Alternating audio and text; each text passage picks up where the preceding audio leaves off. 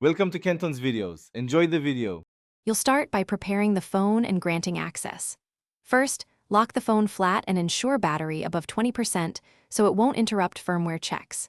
Next, open Settings then Camera to confirm permissions and formats. This ensures the front camera uses correct resolution and HDR settings. Once done, swipe up to close background apps and enable Do Not Disturb so incoming calls don't break calibration. These steps save time and prevent accidental restarts while you perform the front camera change. You'll now expose the internals to access the front camera. Power off the iPhone X, remove the two pentalobe screws next to the lightning port, then lift the display with a suction cup and spudger. Work slowly to avoid tearing the fragile flex cables. Make sure to disconnect the battery before touching any camera connectors. This prevents shorts.